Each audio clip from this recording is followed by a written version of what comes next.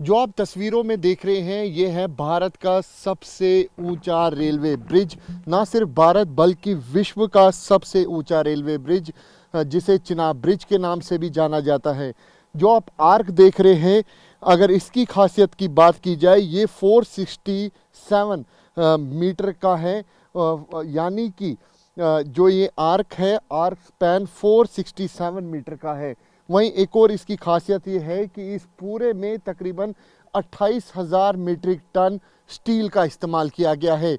वहीं 14,000 से ज़्यादा करोड़ रुपए जो है इस पूरे रेलवे ब्रिज को बनाने में लगे हैं। इस समय मेरे साथ मौजूद हैं CPRO नॉर्दर्न रेलवे हिमांशु साहब। सर, जिस तरीके से चिनाब ब्रिज, जो कि भारतीय इंजीनियरिंग का बेमिसाल आर्क जिस तरीके से बनाया गया और रेल ट्रैक पूरी तरीके से अब बिछ चुकी है, कितनी बड़ी उपलब्धि आप मानते हैं? देखिए, ये भारत के स्वतंत्र भारत के इतिहास का एक स्वर्णिम अध्याय है। ये एक मतलब जिसे कहते हैं कि नए भारत की इच्छा शक्ति का ये जीता जागता उदाहरण है कि ये नया भारत है। ये जो सोचता है, ये जो ठानता है, वो कर दिखाता है। उसी का देखें परिणाम है कि विश्व का सबसे ऊंचा रेलवे आर्च ब्रिज 359 मीटर की ऊंचाई का, जो कि एफिल टावर से भी काफ़ी ऊंचा है, वो आज हमारे सामने मौजूद है और ट्रेन ऑपरेशन के लिए तैयार है। ना सिर्फ चिनाब ब्रिज, अंजी ब्रिज, कई टनल्स, चुनौतियां काफ़ी ज़्यादा थी। क्या वो चुनौतियां थी जिस वजह से इतना समय लग पाया? देखिए, हिमालय जो है ये एक नवीन वलित पहाड़ है, न्यूली फोल्डेड माउंटेन है, तो अनस्टेबल है ये। और दूसरा क्या है, जिस तरफ से ये लाइन जानी है वहाँ पर फॉल्ट लाइन है। मीन्स दो डिफरेंट जोग्राफिकल जियोलॉजिकल जो एक्टिविटीज़ हैं या जो प्लेट्स हैं या जिसे कहा जाए कि जोन्स हैं, वो आपस में मिलती हैं। तो ऐसे एरिया के आसपास काफ़ी अनस्टेबल होती है, जो टोपोग्राफी होती है वो बहुत ही फ्रेजाइल होती है।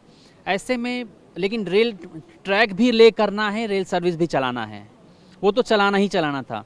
तो बहुत सारे चैलेंजेस आए, लेकिन हमारे इंजीनियर्स के, भारत के इंजीनियर्स के, भारतीय रेल के इंजीनियर्स के दृढ़ इच्छा शक्ति से और कुशलता से, दिन रात मेहनत और समर्पण से ये चुनौती भी पूर्ण हो गई। जी सर, कितना इसमें अगर आप बता सकें कितना खर्चा आया, और ख़ास तौर पे सुरक्षा पॉइंट ऑफ व्यू से कहा जा रहा है कि कई जगहों पे CCTV कैमरेज लगाए, वो इस तरीके से लगाए गए हैं। एक तो कंट्रोल रूम डायरेक्ट वहाँ पे मॉनिटर करेंगे और जब तक वहाँ से ओके नहीं आएगा आगे ट्रेन नहीं बढ़ेगी। देखिए, खर्चे की बात करूँ तो मैं आपको चिनाब ब्रिज के जैसे उदाहरण के स्वरूप बताना चाहूँगा। चिनाब ब्रिज फौलादी ब्रिज है, इसलिए कि फौलाद मतलब स्टील।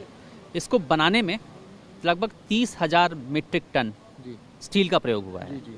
70,000 क्यूबिक मीटर के आसपास कंक्रीट का प्रयोग हुआ है। जो इसका फाउंडेशन है, S20 का जो फाउंडेशन है, उसका जो क्षेत्रफल है वो फुटबॉल के मैदान के लगभग 1/3 के बराबर है। इतना वाइड फाउंडेशन है इसका, जो वाइडेस्ट फाउंडेशन है वो। तो जो S20 फाउंडेशन है इसका ब्रिज का, वो फुटबॉल के मैदान के लगभग 1/3 के बराबर है। इसके अलावा ये 250 किलोमीटर प्रति घंटे की ज़्यादा स्पीड की विंड, मतलब 250 किलोमीटर प्रति घंटे से भी तेज स्पीड की विंड को झेलने में सक्षम है। उसको बेहतर तरीके से ये झेल लेगा। इसके अतिरिक्त सीस्मिक एक्टिविटी के हिसाब से भी जो ये जोन 5 में है उसका ध्यान रख के इसको बनाया गया है। और मैं आपको एक सुरक्षा पॉइंट ऑफ व्यू से, सुरक्षा के पॉइंट ऑफ व्यू से देखिए, ये संवेदनशील क्षेत्र है और इस संवेदनशीलता को ध्यान में रखते हुए सुरक्षा के बहुत ज़्यादा अच्छे इंतजाम किए गए हैं। चप्पे चप्पे की निगरानी CCTV द्वारा की जा रही है। हर टनल कंट्रोल रूम से मॉनिटर्ड है। जगह जगह हमने टनल में भी CCTV कैमरा लगा रखे हैं और उनका एक और OHE का अलग से हम कंट्रोल बना के रखा है हम लोगों ने।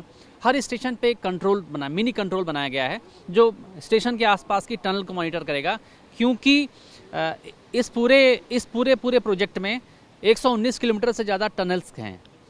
तो इस चीज़ को ध्यान में रखते हुए टनल्स की विशेष निगरानी की जा रही है। बहुत बहुत धन्यवाद सर। साफ तौर पे आप यहाँ पे सुन सकते हैं नॉर्दर्न रेलवे के जो CPRO है वो बता रहे हैं कि किस तरीके से ये पूरी रेल लाइन जो है वो तैयार की गई है, और ख़ास तौर पे अंजी ब्रिज हो या फिर चिनाब ब्रिज, ये भारतीय इंजीनियरिंग का एक बेमिसाल जो है इस तरीके से डिज़ाइन किया गया है। कैमरा पर्सन अनुदीप शर्मा के साथ अंकित भट्ट, TV9।